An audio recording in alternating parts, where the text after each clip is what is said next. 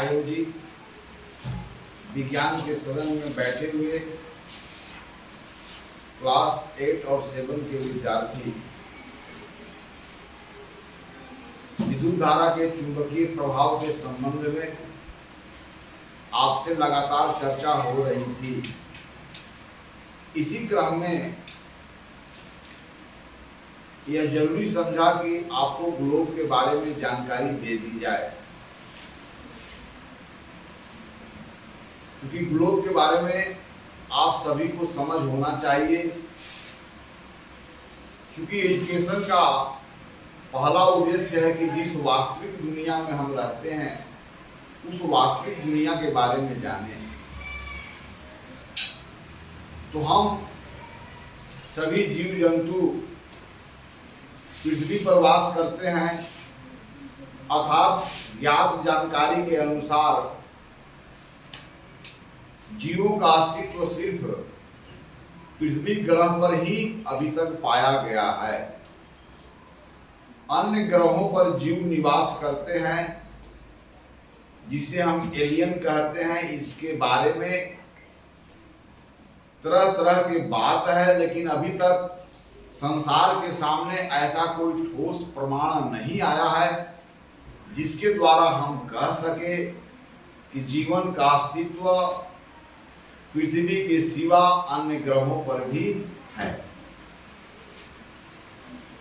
तो निश्चित है कि पृथ्वी पर निवास करने वाले सभी जीव जंतु, पृथ्वी पर पाए जाने वाले जंगल, पृथ्वी पर स्थित महासागर और हमारे पृथ्वी पर अनेक अनेक प्रकार के देश हैं जहाँ की सभ्यताएं अलग, भाषा अलग। तो हम अवश्य जानना चाहेंगे कि यह सब हमारा पृथ्वी तल पर कहाँ अवस्थित है। यह समस्या उनके लिए है जो एक देश से दूसरे देश में भ्रमण करते हैं। तो हम पृथ्वी पर स्थित किसी भी स्थान का निर्धारण कैसे करते हैं, हम कैसे बता पाते हैं कि कोई राष्ट्र, कोई देश कहाँ पर स्थित है। अर्थात विज्ञान के विषयों से थोड़ा हट करके हम ग्लोब के बारे में चर्चा करना जरूरी समझे। इस कारण ग्लोब के बारे में आज यह सेकेंड डे है जिस दिन हम आपको इसके बारे में विशेष जानकारी देने जा रहे हैं। इस ग्लोब के समझ के बाद ही हमें यह समझ पैदा होता है कि दुनिया के अलग अलग क्षेत्रों में या दुनिया के अलग अलग देशों की घड़ियां जो है अलग अलग समय क्यों बताती है, अर्थात समय का निर्धारण कैसे करते हैं। इस ग्लोब के समझ के बाद ही हमें यह समझ आएगा कि जीएमटी क्या है, आईएसटी क्या है और यूसीटी क्या है। GMT Greenwich mean time, IST Indian standard time, यूसीटी मतलब हुआ यूनिवर्सल कोऑर्डिनेटेड टाइम। तो इसके बारे में हम जान पाएंगे। साथ ही साथ हम यह जान पाएंगे कि पृथ्वी के सतह पर एक समान मौसम क्यों नहीं है। पृथ्वी का कोई सतह अत्यधिक गर्म है तो पृथ्वी का कोई भाग जो है बहुत ठंडा है। पृथ्वी का कोई ऐसा भाग है जिसमें न अत्यधिक ठंडा है न अत्यधिक। पृथ्वी का एक ऐसा भाग है जहां 6 महीने दिन रहता है और 6 महीना। आखिर इस सब का कारण क्यों है? तो इन बातों को समझने के लिए आपको पृथ्वी की 2 गतियां के बारे में आपको जानना होगा, रोटेशनल मोशन और रिवोल्यूशनरी मोशन। दोनों को जानने के बाद हम सक्षम हो पाते हैं इन प्रश्नों के उत्तर देने में। चलिए, बहुत सारे बातें होंगी। प्रारंभिक यह बात है कि पृथ्वी के सतह पर किसी स्थान का निर्धारण हम कैसे करते हैं। हम लोगों ने अब तक क्या सीखा है? हम लोगों ने अब तक यह सीखा है कि कोई स्थान समतल में अगर स्थित हो तब उसका निर्धारण हम कैसे करते हैं। आप यह जानते हैं किसी स्थान का निर्धारण करने के लिए हमें रेखाओं और बिंदुओं की संदर्भ की आवश्यकता होती है। अर्थात रेखा और बिंदुओं के सापेक्ष हम किसी का स्थान को निर्धारण करते हैं। इसलिए तो पृथ्वी सतह पर मान लो कि समतल सतह पर कोई बिंदु अगर यहां पर हो तब उसको हम कैसे बताएंगे। तो आपको मैं बता चुका कि प्लेन सतह पर, समतल सतह पर कोई वस्तु अगर स्थित हो तो उसका अद्वितीय रूप से स्थान को निर्धारण करने के लिए हमें दो परस्पर लंब रेखाओं की आवश्यकता पड़ती है। जहां पर क्षैतिज एक हॉरिजॉन्टल लाइन और एक क्या कहते हैं वर्टिकल लाइन। तो यह जो जिन दो रेखाओं के सापेक्ष समतल में किसी बिंदु के स्थान को निर्धारित करते हैं, उन दो रेखाओं को आप निर्देशांक अक्ष कहते हो। अब जो क्षैतिज रेखा है उसको बोलते हो एक्स निर्देशांक अक्ष, और जो ऊर्ध्वाधर रेखा है, वर्टिकल लाइन है, उसको क्या बोलते हो वाई अक्ष। और दोनों अक्ष एक दूसरे को जिस बिंदु पर इंटरसेक्ट करते हैं उसको मूल बिंदु कहते हो। फिर यहाँ पर एक इकाई का चयन करते हो और किसी भी रेखाखंड की लंबाई को आप इकाई मान लेते हो, और फिर इस जो हॉरिजॉन्टल लाइन है उसके शून्य के दोनों तरफ एक एक इकाई के अंतर पर आप पॉइंट लेते हो और वाई एक्सिस के पैरेलल रेखा खींचते हो। इन द सेम वे यह जो वर्टिकल लाइन है उसी इकाई के आधार पर जो आपने लेंथ लिया है लाइन सेगमेंट का, फिर ऊपर और नीचे बराबर दूरी पर आप पॉइंट को आप यहाँ पर दिखाते हो और फिर आप एक्स एक्सिस के पैरेलल रेखा खींचते हो। अर्थात एक्स एक्सिस के पैरेलल जो रेखाएं हैं वो दो प्रकार के हैं, एक्स एक्सिस से ऊपर है और एक्स एक्सिस से नीचे है। तो ऊपर वाला रेखा को आप प्लस से डिनोट करते हो, नीचे वाला को आप माइनस से।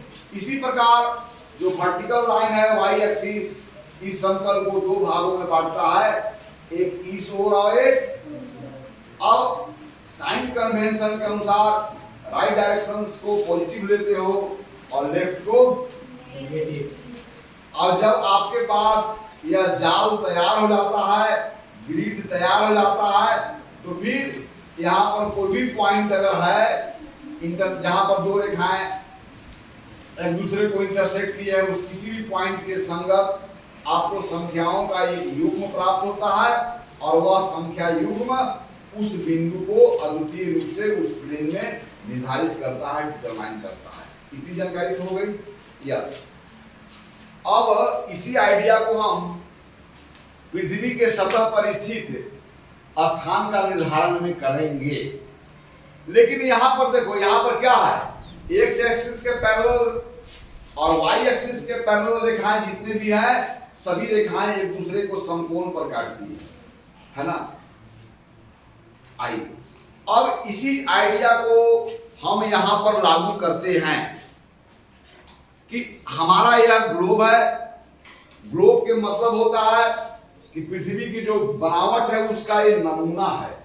पृथ्वी तो बहुत बड़ी है लेकिन ये छोटी है, इसलिए पृथ्वी का ये समरूप है, सिमिलर है। यह छोटा गोला पृथ्वी के प्रत्याकृति है, इसलिए हम लोग कहते हैं कि यह क्या है, मॉडल है। This is the model of earth. तो earth, the model of earth is called by what name, globe. यह क्या है, ग्लोब। ओके, अब आइए इस ग्लोब पर हम किसी स्थान का निर्धारण हम कैसे करते हैं। तो यहां पर भी हमें कोई ना कोई संदर्भ बिंदु की आवश्यकता पड़ेगी और संदर्भ रेखा की आवश्यकता पड़ेगी। तो आप समझ जाइए, पहले देखिए यह पृथ्वी है और यह पृथ्वी और यह जिस काल्पनिक रेखा के चारों तरफ घूर रही है इसको अक्ष मानेंगे।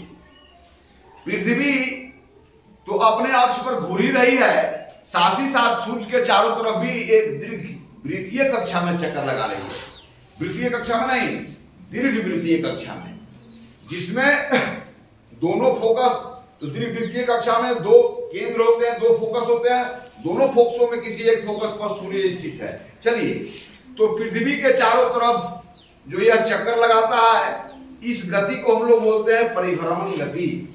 और पृथ्वी सूर्य के चारों तरफ जिस कक्षा में चक्कर लगाता है उस कक्षा का आकृति कैसा है?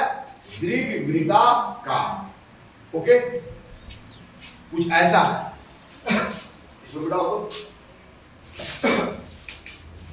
चलिए, अब देखिए, मान लो कि पृथ्वी इस तल में घूर रही है, या सूर्य मान लो और पृथ्वी इस तल में घूर रही है, तो कहेंगे कि पृथ्वी इस तल में घूर रही है और अपने अक्ष पर भी घूर रही है। तो अभी मान लो कि यह जो सरफेस है इसी सरफेस पर पृथ्वी घूर रही है इस तल में। तो अब देखिए, इस तल में जब पृथ्वी घूर रही है तो यह तल के साथ अभी अक्ष जो है वो कितना डिग्री कोण बनाए हुए है? 90 डिग्री का। लेकिन ऐसे घूरते हुए इस तरह से रोटेट कर रही है और रोटेट करते हुए घूर रही है ना, ऐसे घूर रही है ना। अब पृथ्वी कैसे घूर रही है? अब यहाँ पर क्लॉकवाइज घूर रही है, एंटी क्लॉकवाइज। पृथ्वी अपने अक्ष पर एंटी क्लॉकवाइज घूर रही है, ये अक्ष की बात हुई। लेकिन पृथ्वी एक अक्ष पर भी तो घूर रही है, साथ ही साथ सूर्य के चारों तरफ जिस तल में चक्कर लगाता है उस तल के साथ पृथ्वी का अक्ष अभी कितना डिग्री कोण बनाए हुए हैं? 90 डिग्री का। लेकिन पृथ्वी 90 डिग्री का कोण बना करके पृथ्वी जिस तल में घूर रही है अक्ष 90 डिग्री के साथ कोण नहीं बनाता है, बल्कि झुकी हुई है। अब सवाल उठता है, अब चलो ऐसे देखो जरा, अब ऐसे घूर रही है, ऐसे घूरते हुए घूर रही है, ऐसे घूरते हुए, देख रहे हो ना। तो पृथ्वी अपने अक्ष पर कितना डिग्री झुका हुआ है? अगर ऐसे बात करेंगे, अभी नहीं झुका हुआ, बिल्कुल अभी पृथ्वी पर कोई झुका नहीं हुआ है। पृथ्वी के तल पर इसका अक्ष लंबवत है, लेकिन जब झुक गया तो पृथ्वी के तल पर पहले तो अक्ष का स्थिति यह था, अब झुका हुआ है। तो पृथ्वी जिस तल में घूमती है उस तल पर डाला गया है अभिलंब है। तो अभिलंब के साथ अक्ष कितना डिग्री कोण बनाती है? 23.5 डिग्री। क्लियर हो गया? तो पृथ्वी जिस तल में घूमती है उस तल में डाला गया अभिलंब के साथ कितना डिग्री कोण बनाती है? 3.5। ओके, लेकिन पृथ्वी अब इस तल में लेकिन पृथ्वी का अक्ष जिस तल में घूमती है उस तल के साथ कितना कोण बनाती है? तो ये कितना कोण होगा? 67.5 डिग्री। और यहां से नापेंगे तो कितना होगा? 23.5 डिग्री। यानी कि पृथ्वी जिस तल में घूमती है उस तल में डाला गया अभिलंब के साथ 23.5 डिग्री का कोण बनाती है। अब पृथ्वी का अक्ष जिस तल में घूम रही है उस तल के साथ कितना बनाती है? ओके, इसका तो क्लियर हो गया। अब चलिए, अब मुझे देखिए, यहां पर भी जब पृथ्वी सूर्य के चारों तरफ घूमती है तो इस पर सभी बिंदु गतिमान हैं, लेकिन इसके दो बिंदु हैं जो नॉर्थ पोल और साउथ पोल, वो जो है सो गतिमान नहीं है, उनकी पोजीशन नहीं बदलती है। इसलिए नॉर्थ पोल और साउथ पोल यह दोनों को हम संदर्भ बिंदु के रूप में लेते हैं। अब ये दो बिंदु फिक्स हो गया। अब दो बिंदु फिक्स हो गया, चक्कू की तरह चक्कू। चलिए, तो ये पृथ्वी का अक्ष हो गया। पृथ्वी का अक्ष, अब बता, पृथ्वी का अक्ष जिस तल में घूमती है सूर्य के चारों तरफ, पृथ्वी का अक्ष अपने तल के साथ कितने डिग्री कोण बनाती है? ओके, अब पृथ्वी जिस तल में घूमती है उस तल में डाला गया अभिलंब के साथ कितना कोण बनाती है? ओके, इतना क्लियर हो गया। अब आइए, यह काल्पनिक रेखा है जिसके अबाउट पृथ्वी रोटेट कर रही है, इस काल्पनिक रेखा को क्या बोलेंगे? अक्ष। क्या बोलेंगे हम लोग? अक्ष। अब इस अक्ष का दो एंड पॉइंट है, इस ओर और इस ओर। इस ओर को ऊपर वाला क्या बोलेंगे? North pole. इधर क्या बोलेंगे? अब देखिए जरा, ये नॉर्थ पोल और साउथ, यह एक्सिस है। इस एक्सिस के हम लोग परपेंडिकुलर, इस एक्सिस के परपेंडिकुलर हम लोग एक भाग को काट लिया, तो यह जो तल प्राप्त हुआ, कैसा तल प्राप्त हुआ? सर्कुलर। यह प्लेन का कैसा पार्ट है?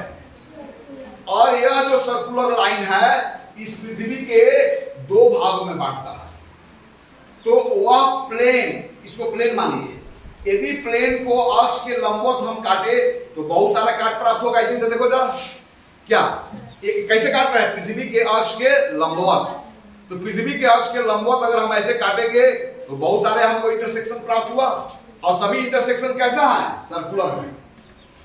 तो पृथ्वी तल के लंबवत किसी प्लेन से पृथ्वी को हम काटे तो हमें यह जो इंटरसेक्शन मिलेगा वह सब सर्कुलर शेप का होगा। तो सबसे बड़ा सर्कल कहां मिलेगा? यहां पर। तो पृथ्वी अक्ष के लंबवत वह काट, वह इंटरसेक्शन। अच्छा, इंटरसेक्शन किससे करना है? प्लेन से। ये मान लो कि प्लेन है, तो पृथ्वी अक्ष के लंबवत इस प्लेन से हम इंटरसेक्शन करते हैं तो हमें सर्कुलर शेप प्राप्त होता है, जो इस पृथ्वी के दो भागों में बांटता है। तो सबसे बड़ा सर्कल को हम लोग क्या बोलेंगे? ग्रेट सर्कल, है ना। तो पृथ्वी के अक्ष के लंबवत वह वृत्त जो पृथ्वी के दो भागों में बांटता है, उस वृत्त को हम लोग क्या बोलेंगे? विषुवत रेखा, इक्वेटर लाइन। ओके। अब विषुवत वृत्त से जैसे जैसे दूर जाते हैं तो हमें सर्किल कैसा मिलता है? छोटा। अब अंतिम में क्या हो जाएगा? बहुत ही छोटा हो जाएगा। तो पृथ्वी अक्ष के लंबवत किसी प्लेन से काटने के बाद यदि वह पृथ्वी के दो बराबर भागों में बांटता हो तो उस रेखा को क्या बोलेंगे? विषुवत रेखा। और विषुवत रेखा के उत्तर तरफ का जो भाग हुआ उसको बोलेंगे उत्तरी गोलार्ध। ऐसा क्या बोलेंगे? गोलार्ध के मतलब हेमी स्फीयर। पृथ्वी क्या है?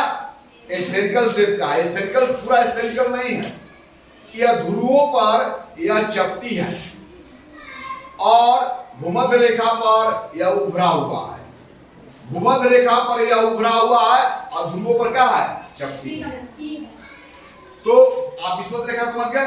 अब देखिए जरा, तो विषुवत अक्ष के लंबवत किसी प्लेन से हम काटते हैं पृथ्वी को, तो जो सबसे बड़ा इंटरसेक्शन मिलेगा सर्कुलर शेप का, वह सर्कुलर लाइन क्या कहलाएगा? और जैसे जैसे हम ऊपर जाएंगे दोनों ध्रुवों की ओर, यह वृत्त क्या होगा? एक समय क्या हो जाएगा? एकदम जीरो हो जाएगा। क्लियर हो गया ना? विषुवत रेखा क्या है आप समझ गए। तो आप देखिए, यह अगर उत्तर हो गया, यह दक्षिण हो गया, तो यह जो विषुवत रेखा पृथ्वी को दो भागों में बांटता है, जिसको हम लोग क्या बोलते हैं? विषुवत रेखा। अब इस विषुवत रेखा से 90 भाग हम इधर लेंगे और विषुवत रेखा से 90 भाग क्या लेंगे? इधर लेंगे।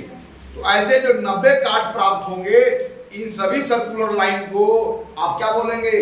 लैटिट्यूड। क्या बोलेगा?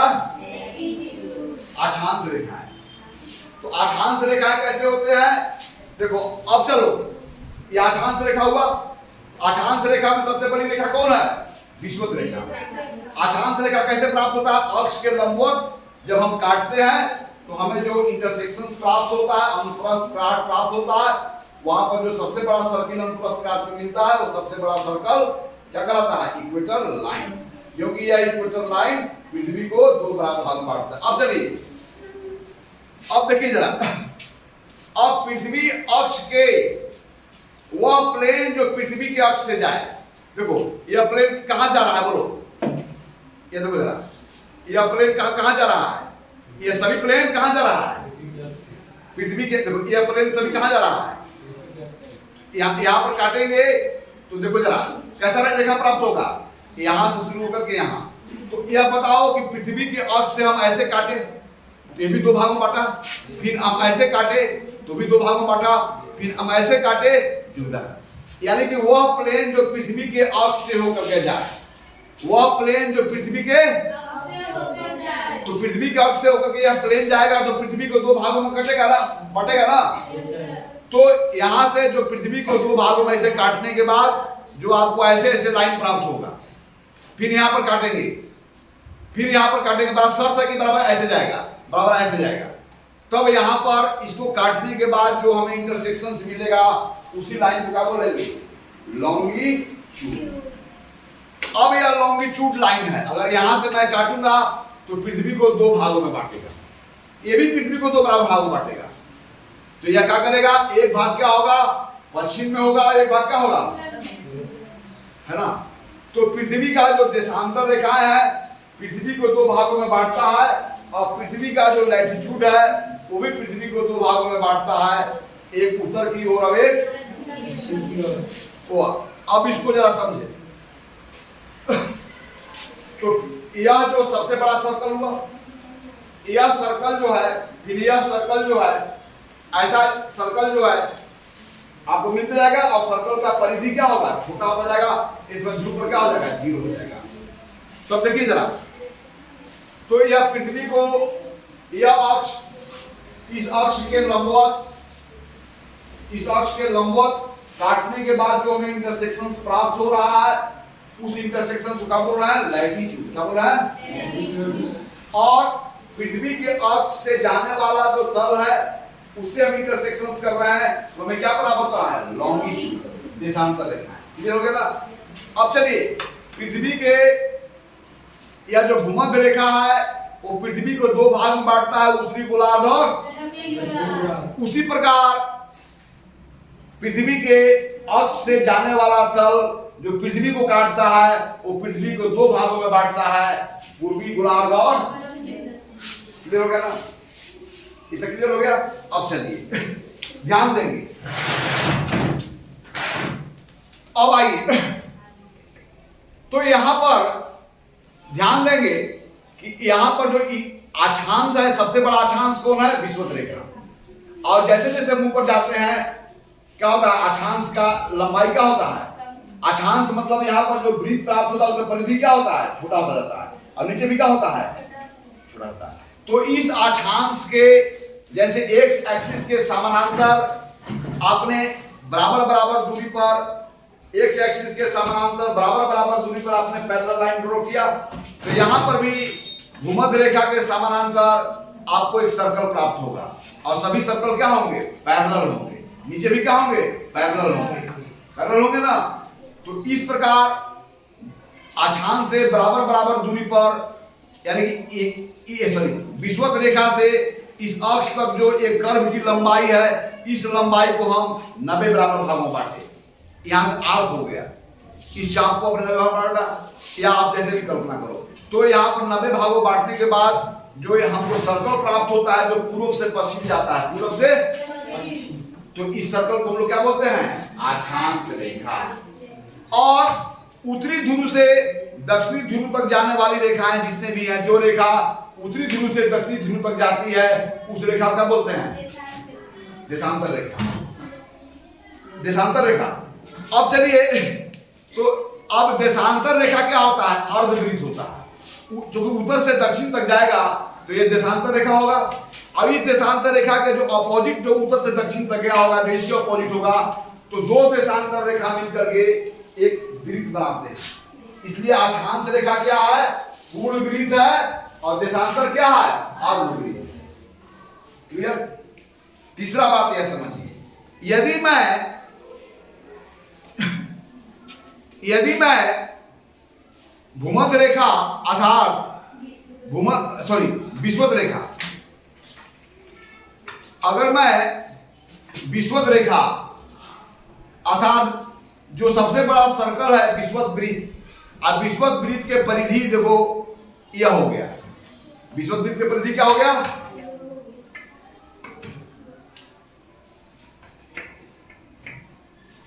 अब चलो एक वह जो पोल से पोल तक जाता है, ये पोल से पोल तक जाने वाला है, तो ये भी तो एक सर्कल हो गया।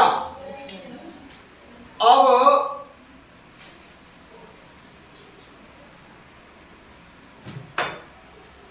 देखो जरा, पोल से पोल तक जाने वाला, पोल से पोल तक जाने वाला ये भी तो हो गया।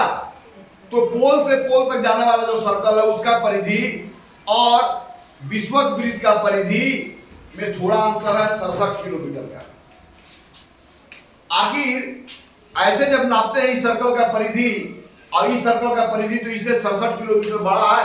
क्यों? क्योंकि पृथ्वी दोनों ध्रुवों पर चपटी है और घूर्णन के कारण यहां पर बीच में क्या उभरा हुआ है, बल्जिंग। क्लियर है? समझ गया? तो याद देखिए, नॉर्थ से वह पृथ्वी के सतह पर नॉर्थ पोल से साउथ पोल तक जाने वाली रेखा को आप क्या बोलेंगे? देशांतर रेखा। और पूरब से पश्चिम जाने वाली रेखा क्या बोलेंगे? अक्षांश रेखा। क्या होता है? पूर्ण वृत्त होता है। और देशांतर रेखा क्या होता है? अर्धवृत्त। समझ गए ना? अब चलिए, जिस प्रकार ऊपर और नीचे के लिए और दाएं और बाएं दोनों बात को बताने के लिए यहाँ पर रिफरेंस लाइन के रूप में आपने दो लाइन लिया है, म्यूचुअली परपेंडिकुलर। तो यहाँ पर भी एक बात ध्यान देंगे कि उत्तर से दक्षिण तरफ जाने वाली रेखाएं दैट इज देशांतर, और पूरब से पश्चिम जाने वाली रेखाएं दैट इज अक्षांश। तो यह अक्षांश और देशांतर रेखा है। जैसे एक्स एक्सिस के पैरेलल और वाई एक्सिस के पैरेलल रेखा ड्रॉ करते हैं तो सभी रेखाएं एक दूसरे को समकोण पर काटते हैं। In the same way north से साउथ तक जाने वाली जो रेखाएं हैं दैट इज देशांतर रेखाएं, और पूरब से पश्चिम जाने वाली अक्षांश रेखाएं भी एक दूसरे को इंटरसेक्ट करती है। तो यहाँ पर भी अक्षांश रेखाएं और देशांतर रेखाएं एक दूसरे को परस्पर समकोण पर इंटरसेक्ट करती है। इन द सेम वे इस ग्रिड में सभी लाइन एक दूसरे को समकोण पर इंटरसेक्ट करती है। एक कॉमन बात है। लेकिन उत्तर से दक्षिण तरफ जाने वाली, जो उत्तरी ध्रुव से दक्षिण ध्रुव तक जाने वाली रेखाएं, सभी रेखाएं जो हैं इस अक्षांश के साथ तो लंबवत हैं, लेकिन यह जो रेखाएं हैं देशांतर रेखाएं वो पैरेलल नहीं है। यहाँ ईस्ट और उत्तरी ध्रुव पर मिलते हैं और इस ओर क्या मिलते हैं? यही अंतर है प्लेन और एक कर्व सरफेस में लोकेशन को लेकर के। यहाँ पर एक्स एक्सिस के पैरेलल, वाई एक्सिस के पैरेलल सभी रेखाएं जो है पैरेलल है, कभी इंटरसेक्ट नहीं करते हैं। एक्स एक्सिस के पैरेलल लाइन कभी अपने आप को इंटरसेक्ट नहीं करते हैं, वाई एक्सिस के पैरेलल लाइन भी कभी इंटरसेक्ट नहीं करते हैं। लेकिन एक्स एक्सिस के पैरेलल और वाई एक्सिस के पैरेलल लाइन एक दूसरे के समकोण पर इंटरसेक्ट करते हैं। लेकिन यहाँ पर क्या है? भूमध्य रेखा के समानांतर जो वृत्त है वह एक दूसरे को इंटरसेक्ट नहीं करते हैं। लेकिन नॉर्थ से साउथ जाने वाली जो रेखाएं हैं वह सभी रेखाएं कहां पर मिलती है? नॉर्थ पोल और साउथ। लेकिन अक्षांश रेखाएं और देशांतर रेखाएं यहां पर भी क्या करती है? समकोण पर ही इंटरसेक्ट करती है। इतना समझ गए ना? अब चलिए, अब यह सवाल हुआ तो क्लियर हो गया। अक्षांश रेखा किसको कहेंगे? वह रेखा जो पूरब से पश्चिम की ओर जाती है। अब पूरब से पश्चिम जाती है तो एक वृत्त बनाती है, लेकिन सबसे बड़ा वृत्त कौन होता है? भूमध्य रेखा। भूमध्य रेखा वाला जो वृत्त है उसका परिधि क्या होता है? सबसे बड़ा। और जैसे जैसे हम ऊपर जाते हैं तो छोटा हो जाता है। लेकिन यह अक्षांश रेखाएं एक दूसरे के समानांतर ही रहती है, इंटरसेक्ट कभी करती नहीं। लेकिन नॉर्थ, यहाँ पर जो वर्टिकल लाइन है वाई एक्सिस, तो यहाँ पर नॉर्थ से साउथ तक कितना लाइन खींचे हैं? 360 लाइन खींचे हैं। नॉर्थ से साउथ कितने रेखा खींचे हैं हम लोग? अब इस भूमध्य रेखा के ऊपर कितना है लाइन? 90। और नीचे भी कितना है? 90। और ये सभी लाइन क्या है? बराबर दूरी पर है। और यहाँ पर किसी स्थान के दूरी को कोणीय दूरी के रूप में व्यक्त किया जाता है। कोणीय दूरी से कितना उसका आर्क का लंबाई होगा निकाला जा सकता है ना। अब आइए तो ध्यान देंगे, क्लियर हो गया ना? अब ध्यान देंगे तो यहां पर हमें 360 जो है सो देशांतर रेखाएं प्राप्त होंगे और हमें कितना प्राप्त होंगे? 180 180 और 181 181 हमें क्या प्राप्त होंगे? अक्षांश रेखा। लेकिन ध्रुव पर एक बिंदु के रूप में माना गया है, इसलिए वो 2 को हटा देंगे और एक जो जीरो लाइन को हटा देंगे तो कितने लाइन बच जाएंगे? 169। इसको काउंट हम लोग कर लेंगे बाद में, अभी इसमें नहीं जाए। अब आइए चलिए, अब इसमें नॉर्थ से साउथ तक जो रेखाएं जा रही है उसको क्या बोल रहे हैं? देशांतर। अब नॉर्थ से साउथ तक तो बहुत लाइन गई है क्या? अब किस लाइन को हम, किस देशांतर को मुख्य देशांतर रेखा के स्वीकार करें? अर्थात यह जो देशांतर रेखाएं हैं नॉर्थ से साउथ तक गई है, जो पृथ्वी को 2 गोलार्ध में बांट रही है, पश्चिम और पूर्वी गोलार्ध में, ईस्टर्न हेमिस्फीयर और वेस्टर्न हेमिस्फीयर। तो सवाल है कि यहाँ पर किस लाइन को, मतलब किस लॉन्गिट्यूडनल लाइन को जो नॉर्थ से साउथ तक जाती है उसको हम लोग जीरो लाइन माने, वाई एक्सिस माने। और यह जो है पश्चिम से पूरब जाती है उसमें किस लाइन को हम एक्स एक्सिस माने? तो एक्स एक्सिस में किस लाइन को मानना है? पूरब से पश्चिम तक जाने वाली वह रेखा है जो सबसे बड़ी है, उसको हम लोग क्या मानेंगे? X axis. और उत्तर से दक्षिण तरफ, उत्तरी ध्रुव से दक्षिण ध्रुव तरफ जाने वाली जो रेखाएं हैं उसको क्या मानेंगे हम लोग? Meridian line. क्या बोलेंगे हम लोग? मध्याह्न रेखा। लेकिन उसमें प्राइम मेरिडियन किसको माने? तो इसका एक शर्त है, दुनिया के सभी वैज्ञानिकों ने एक साथ बैठ करके और यह तय किया कि इंग्लैंड में ग्रीनविच शहर है जहां पर शाही वेधशाला है, रॉयल ऑब्जर्वेटरी। तो नॉर्थ से साउथ तक जाने वाला वह रेखाएं, जिस रेखाएं पर ग्रेट ब्रिटेन का ग्रीनविच शहर बैठा हुआ है, अवस्थित है, उस लाइन को क्या माना जाएगा? Prime meridian. क्या माना जाएगा बोलो? तो इसमें कौन सी देशांतर रेखा को हम लोग, कौन सी देशांतर रेखा को हम प्राइम मेरिडियन के रूप में स्वीकार? देशांतर को हम लोग मेरिडियन नहीं बोल सकते। मेरिडियन जब बोल रहे हैं तो हाफ सर्कल जो नॉर्थ से साउथ तक जा रहा है। तो हम लोग वह रेखा जो इंग्लैंड में ग्रीनविच शहर में स्थित है, वह रेखा जो इंग्लैंड में ग्रीनविच शहर से होकर के जाती है, जहां पर रॉयल ऑब्जर्वेटरी है, शाही वेधशाला है, उस स्थान को दुनिया के सभी लोगों ने क्या माना? Prime meridian line. और वह प्राइम मेरिडियन लाइन ही तय करेगा कि आप वेस्ट में है कि ईस्ट में। अगर वेस्ट में है तो कितना वेस्ट में है, और ईस्ट में है तो, जैसे लैटिट्यूड डिसाइड करता है कि आप नॉर्थ में है कि साउथ में है, और कितना नॉर्थ में है और कितना साउथ में, यानी पृथ्वी के सतह पर कितना नॉर्थ है और कितना साउथ है, इसको किस रेखा के सापेक्ष तय किया जाता है? विषुवत रेखा। पृथ्वी के तल पर कितना पूरब है और कितना पश्चिम है, इसको किस रेखा के सापेक्ष तय किया जाता है? Prime meridian. और प्राइम मेरिडियन किस शहर से होकर गुजरता है? किस शहर से? ग्रीनविच। किस शहर से? ग्रीनविच। वो जो इंग्लैंड में है ना, और ग्रीनविच शहर में रॉयल ऑब्जर्वेटरी है। तो वह लॉन्गिट्यूडनल लाइन जिस पर ग्रीनविच शहर अवस्थित है, उस लॉन्गिट्यूडनल लाइन को हम लोग क्या माना? Prime meridian. ओके, अब आइए जरा देखिए, आ जाओ। तो यहां पर आओ, जरा लेंस देखो, सब कोई आ जाओ। प्राइम मेरिडियन देखो, इससे हम लोग बहुत डिसाइड करेंगे। यह हमारा जो है, यह जो है लैटिट्यूड और लॉन्गिट्यूड का एंगुलर माने कोणीय मान हमको देगा ना। यह पूरा हम इसको डिसाइड पहले बताएंगे। पहले प्राइम मेरिडियन को दिखा रहे हैं।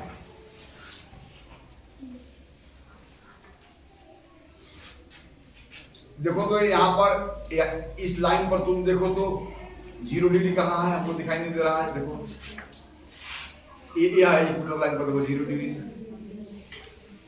दिखाई दे रहा है, दिखाई दे रहा है, नहीं दिखाई दे रहा है। 0 डिग्री, डिग्री कहीं दिखाई दे रहा है? कौन लिखा हुआ? चलो हटो।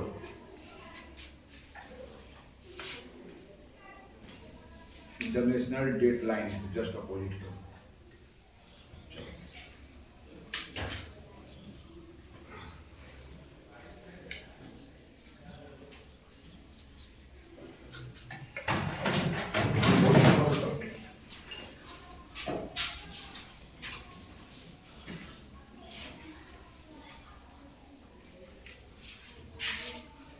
छोटा छोटा है सब।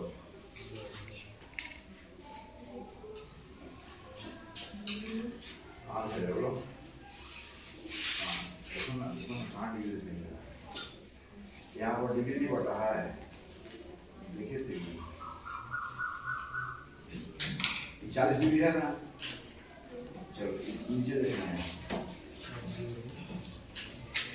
120 डिग्री, 21 डिग्री, 10 डिग्री, 20 डिग्री यहाँ पर।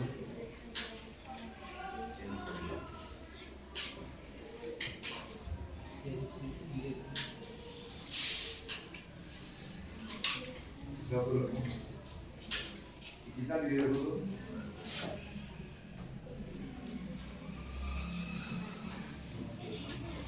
तो जाओ जरा चलो छोड़ दो।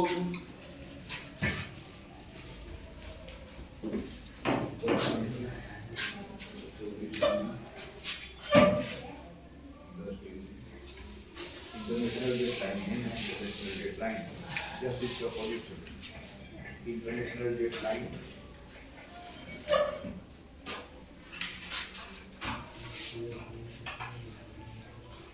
Material C.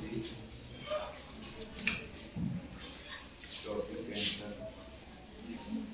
जाने के लिए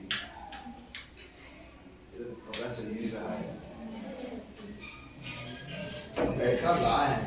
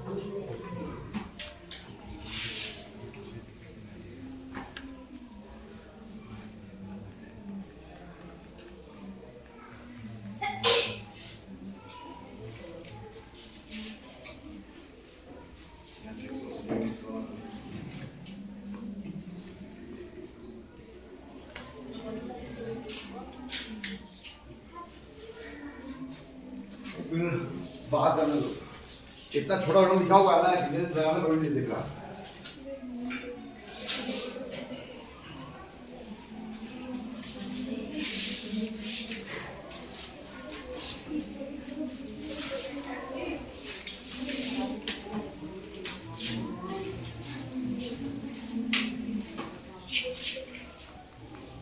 आओ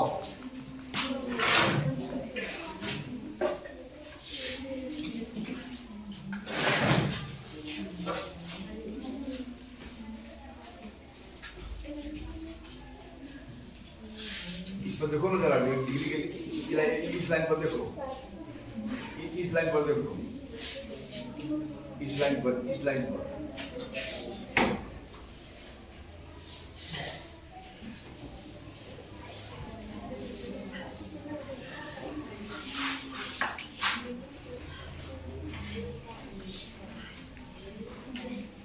क्या लिखा हुआ है? न्यूटन ड्रामा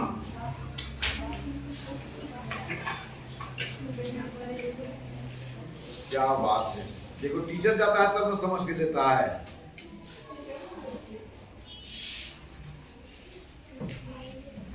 चलो तो यहां पर देखो, यहां पर आओ। देखो एक कौन सा लाइन है जो नॉर्थ साउथ जा रहा है? कौन लाइन है बोलो? ये कौन सा लाइन है ये जो नॉर्थ साउथ? ये भी कौन सा लाइन है? ये भी कौन सा लिखा है? अच्छा देखो देखो दो देशांतर रेखा जब विषुवत ध्रुव से हम ऊपर चलते हैं, दोनों ध्रुवों की ओर विषुवत ध्रुव से ऊपर चलते हैं या नीचे चलते हैं, तो दो देशांतर रेखाओं के बीच की दूरी क्या होती है? घट रही है, बढ़ रही है, और कहां पर जीरो हो जाती है, ध्रुव पर। यहां पर देखना कि यहां पर दो अक्षांश रेखाएं कभी एक दूसरे को नहीं इंटरसेक्ट करते हैं, लेकिन यहां पर दो देशांतर रेखाएं ध्रुव से जब ऊपर की ओर चलोगे या इस ध्रुव की ओर चलोगे या इस ध्रुव की ओर चलोगे, दो देशांतर रेखाओं के बीच की दूरी क्या होगी, घटती जाएगी, और कहां पर शून्य हो जाएगी, ध्रुव पर, है ना। अब यहां पर आपको देखना है कि यहां पर 0 डिग्री, यहां पर कोई नहीं है कि कितना बोलो, 120 डिग्री है, कितना बोलो 120, चलो 120 डिग्री। यहाँ पर देखो जरा, यहाँ पर कितना बता रहा है, 10 डिग्री होगा। अब चलो ये यहाँ पर कितना बोल रहा है, 160 बोल रहा है ना, 10 है ना, 0 यहीं पर होगा।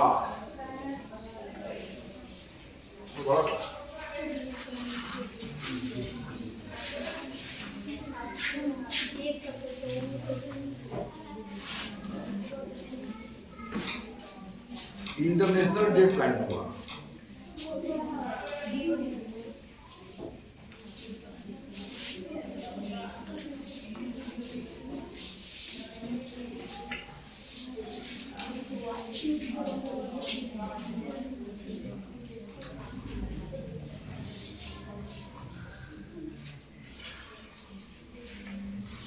इसमें तुम लोग यहाँ पर देखो, इसमें 0 डिग्री यहाँ पर होगा, और तब देखो कि यहाँ पर वह जो यहाँ पर 0 डिग्री होगा, अब 0 को जो है तो यह नॉर्थ से साउथ पोल जाने वाला रेखा इंटरसेक्ट कर रहा होगा, तो वह रेखा, तो यह जो नॉर्थ से साउथ जाने वाला जो लॉन्गिट्यूड लाइन है, यहाँ पर इक्वेटोरियल लाइन को जिस पॉइंट पर कट रहा होगा वह 0 डिग्री बताएगा।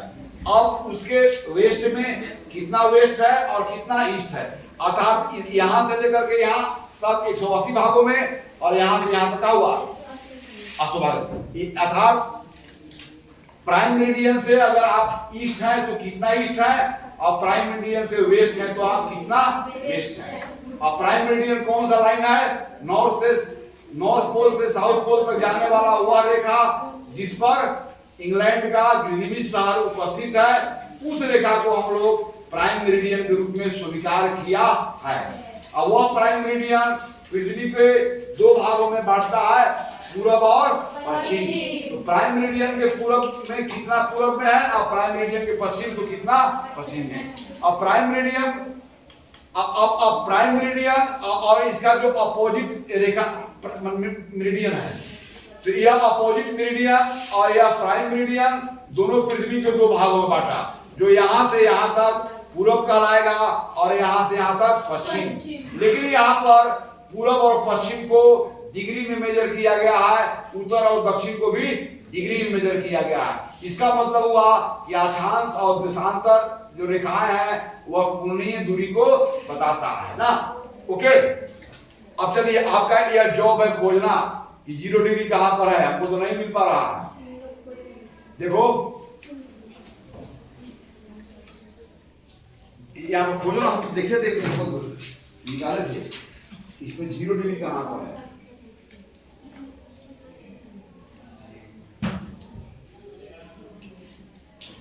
यह इंटरनेशनल डेट लाइन हुआ, इसके जस्ट अपोजिट में चलो, इस रेखा के अपोजिट में कौन है, देखो तो इस रेखा के अपोजिट में जो होगा,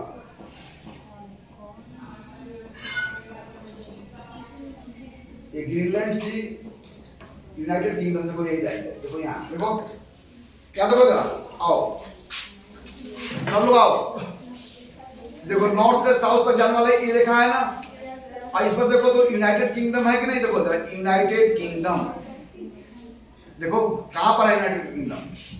यूनाइटेड किंगडम हम लोग इंग्लैंड को ही बोलते हैं ना, यूके कहां पर है देखो, तो वह लाइन जिस पर यूके होगा उस लाइन को प्राइम मेरिडियन बोला जाएगा। तो देखो कहां पर यूके है, कहां यूके लिखा हुआ है, इन है। अब इस रेखा को देखो जरा, अब आ जाओ कहां पर है बोलो, यूनाइटेड किंगडम ये वाला है, अब कहां तक आ रहा है। अब इसको देखो जरा, इसको यहां फिक्स करते हैं 0 पर, 0 कहां पर है देखो जरा, ए आ गया, देखो ये आ गया, ध्यान दो यहाँ सब बताओ, आओ जी सब देखो, प्राइम मेरिडियन लाइन किसको बोलते, देखो जरा यहाँ जाओ, आओ आओ चलो यहाँ पर देखो, कहां पर लंदन शहर, देखो तो लंदन देखो, यहाँ पर देखो,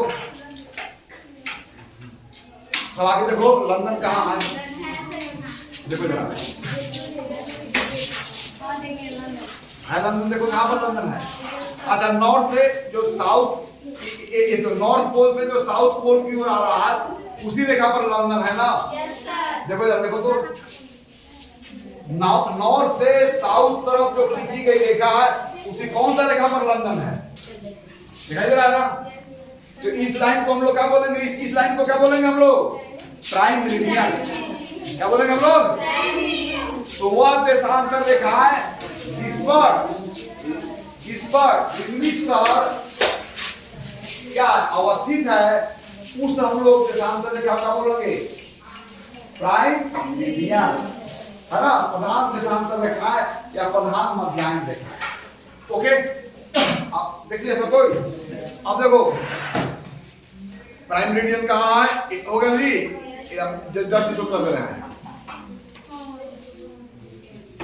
ये प्राइम मेरिडियन हो। अब देखो यह प्राइम मेरिडियन यह पूरब और पश्चिम में बांटा, तो पूरब किधर हुआ, इधर, और पश्चिम किधर हुआ, तो यहां से यहां तक इधर जितना भी, अगर हम इसको घुरा रहे हैं तो जितना डिग्री घुराए होंगे वो मेरिडियन लाइन का डिग्री मेजर बताएगा, और जितना ऊपर होगा वह क्या बताएगा, लैटिट्यूड बताएगा या नीचे होगा, राइट है ना।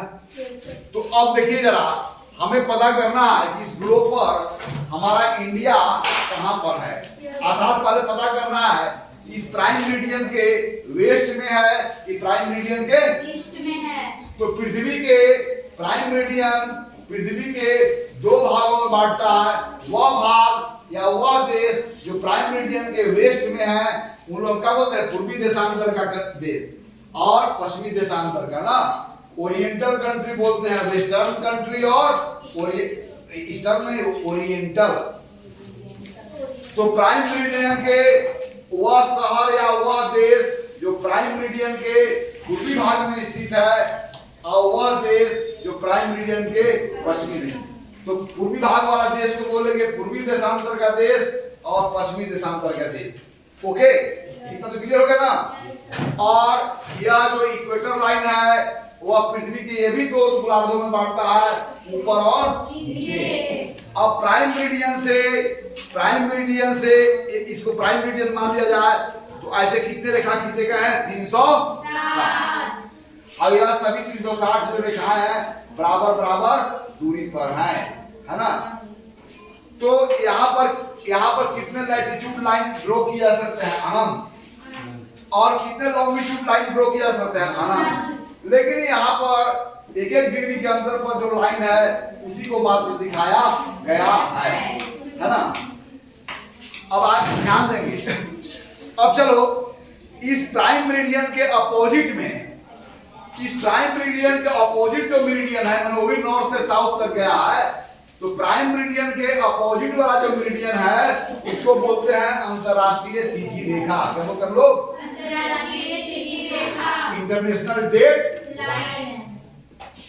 और यह प्राइम मेरिडियन जो है हमें तय करता है कि किसी देश में कौन सा समय अभी चल रहा है, यह प्राइम मेरिडियन के द्वारा तय होगा, और किसी देश में कौन सा दिन चल रहा है यह इंटरनेशनल डेट लाइन के द्वारा डिसाइड।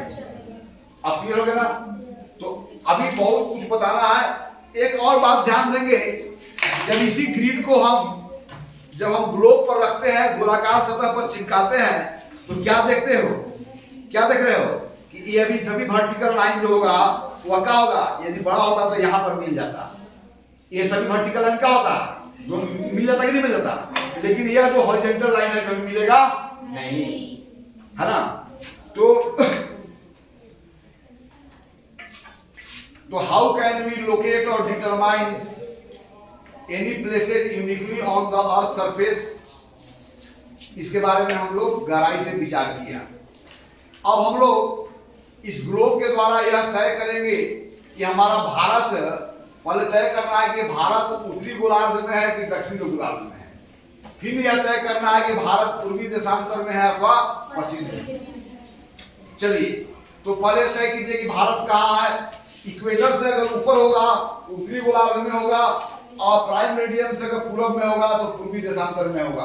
आप लोग पता करें भारत कहाँ है, प्राइम मेरिडियन का सेक्टोरियल है। अब प्राइम मेरिडियन दो भागों में बांटता है, वेस्ट और ईस्ट। तो पहले पता करें कि भारत हमारा प्राइम मेरिडियन के वेस्ट में है कि ईस्ट में। फिर साथ ही साथ पता करें कि इक्वेटर लाइन के ऊपर है अथवा नीचे है, नॉर्थ में एक साइड में। फटाफट आंसर दे।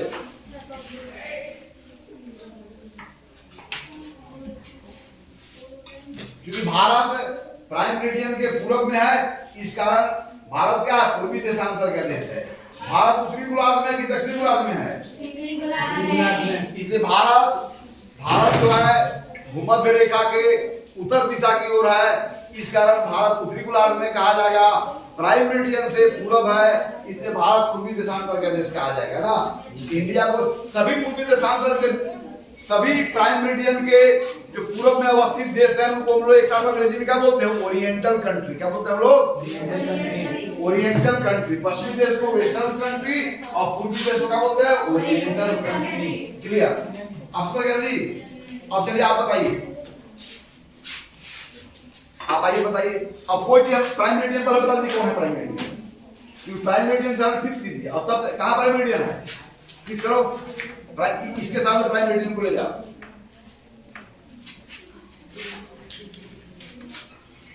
आगे ना। अब चलो मैं फिक्स कर दिया। अब चलो मुझे बताओ, यहां पर आओ, यहां पर आओ। ये कौन सा है? चलो चाइना, चाइना की बात करते हैं। चाइना देखो, चाइना पूर्वी देशांतर में है कि पश्चिमी देशांतर में है? चलिए, चाइना उत्तरी गोलार्ध में है कि दक्षिणी गोलार्ध में है ना? चलिए, अब चाइना उत्तरी गोलार्ध में है तो कितना उत्तर है, और अगर पूर्वी देशांतर में है तो कितना पूरब में है। यह बात बताना है तो कल की क्लास में लोग सीखेंगे। आज इतना ही। सेकंड आओ जी, सेकंड आओ, कोई आओ, कोई और आओ। देखो यहाँ पर मंगोलिया है। मंगोलिया बताओ कि मंगोलिया किस गोलार्ध का देश है? मंगोलिया आओ, कोई बताओ, कोई बताएगा? तुम लोग बताओगी? आओ बता दो। मंगोलिया देखो यहाँ पर है, मंगोलिया पूर्वी देशांतर का है कि पश्चिमी देशांतर का है? उत्तरी गोलार्ध में है कि दक्षिणी गोलार्ध में है? Yes, very fine. चलो आओ जी, इधर आओ। कोई और आओ, और कोई बताएगा? बताओगी? आओ। या प्राइम मेरिडियन जो हमारा यही है ना, मैं फिक्स कर दिया हूं। अब आओ, अब मुझे बताओ, यहां देखो, यहां पर कौन सा लिखा हुआ है? चलो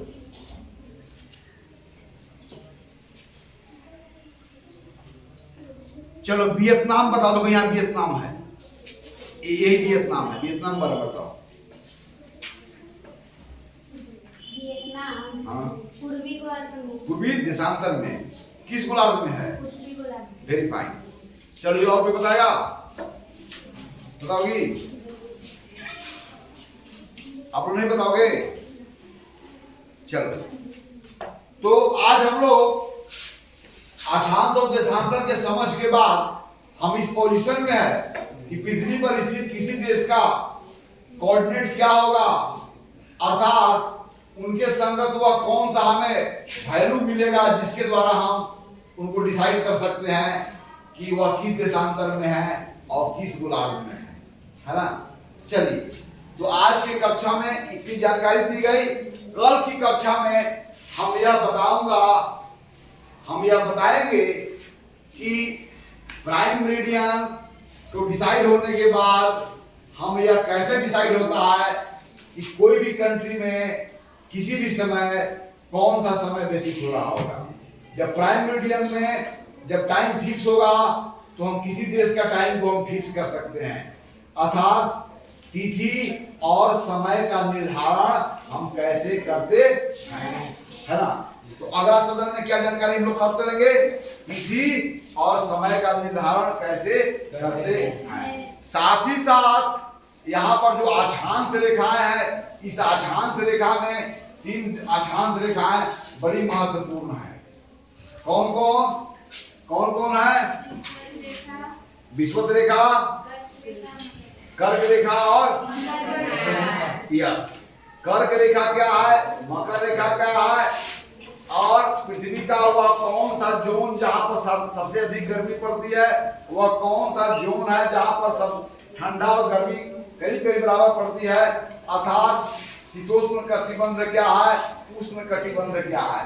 तो यहाँ पर अक्षांश, तीन ऐसे अक्षांश रेखाएं हैं जो आपको निर्धारित करेगा कि पृथ्वी का कौन सा क्षेत्र उष्ण कटिबंध है, पृथ्वी का कौन सा क्षेत्र शीतोष्ण कटिबंध है, और पृथ्वी का कौन सा क्षेत्र शीत कटिबंध है ना। अर्थात यहाँ पर अक्षांश रेखा में तीन अक्षांश रेखा 23.5 डिग्री, 66.5 डिग्री का जो है ये बहुत ही इंपॉर्टेंट रोल रखता है ना। तो यहाँ पर हमें जो है 190, 180 और 181 एक इक्वेटर लाइन को हटा दो तो आपको 169 होंगे ना। तो 169 अक्षांश रेखाओं में तीन ऐसे अक्षांश रेखा है जिसके द्वारा पृथ्वी के सतह पर कौन सा भाग गर्म है, कौन सा भाग ठंडा है, क्यों गर्म है, क्यों ठंडा है, क्यों अत्यधिक ठंडा है, इन कारणों का उत्तर दिया जाएगा। I will explain about all these in details, but in next class. So what we have learned today? We have learned today how can we locate a place uniquely lying on the earth surface. For locating any place on the earth surface, we need two mutual perpendicular lines. In the same way, we need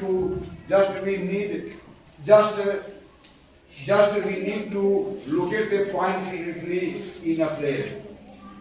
Right? What you have seen that for representing a point or for locating a point uniquely in a plane, we need two mutual perpendicular lines. In the same way, for locating a point uniquely on the surface, we need also two lines. But what is the difference? Here on the curved surface, the reference lines are circular line, but in plane surface, reference lines are straight line. Okay ना? What is the common in both places? यहाँ पर भी दोनों रेखाएं reference line एक दूसरे को 90 पर इंटरसेक्ट करती है, और इस ग्रिड में भी दोनों रेखाएं एक दूसरे को 90 पर। अंतर क्या है कि वहां पर सभी रेखाएं एक्स अक्ष के समानांतर और वाई अक्ष के समानांतर सभी रेखाएं इंटरसेक्ट नहीं करती है, लेकिन यहाँ पर जो वर्टिकल लाइन है जिसे प्राइम मेरिडियन के रूप में लिए हैं, उसके जो वर्टिकल लाइन होते हैं वह सब नॉर्थ पोल पर और साउथ पोल पर इंटरसेक्ट करते हैं। लेकिन हमारा जो हॉरिजॉन्टल लाइन है, जो यहाँ पर इक्वेटोरियल लाइन है, उस इक्वेटोरियल के प्ले जो पैरेलल जितने भी सर्कुलर लाइन है वो कभी भी इंटरसेक्ट नहीं करेंगे। ओके, तब मुझे बताइए कि वह कौन सा देशांतर रेखा है जो पृथ्वी पर पश्चिम और पूर्वी भाग को तय करता है। कौन सा रेखा है? Prime meridian. अर्थात प्राइम मेरिडियन किस रेखा को हम लोग स्वीकार किया प्राइम मेरिडियन के रूप में? किस मेरिडियन को हम प्राइम मेरिडियन के रूप में स्वीकार किया है? वह मेरिडियन लाइन नॉर्थ पोल से साउथ पोल तक जाने वाला वह रेखा, इस रेखा पर ग्रेट ब्रिटेन का ग्रीनविच शहर उपस्थित है, उस लाइन को हम लोग क्या माने हैं? Prime meridian. और प्राइम मेरिडियन ही डिसाइड करता है कि पृथ्वी का कोई स्थान पश्चिम में है कि, और कितना पश्चिम में है, कितना। तो कौन डिसाइड करता है, कौन सा लाइन डिसाइड करता है कि पृथ्वी पर कोई स्थान उत्तर में है कि दक्षिण में है? और वही डिसाइड करता है कितना उत्तर में है, कितना है ना। ओके, फिर आपको क्या बताया? पृथ्वी का अक्ष अपने तल, जिस तल में घूर रही है उस तल के साथ कितना डिग्री कोण बना दिया है, लेकिन पृथ्वी का अक्ष उस प्लेन में डाले गए अभिलंब के साथ कितना कोण बनाती है?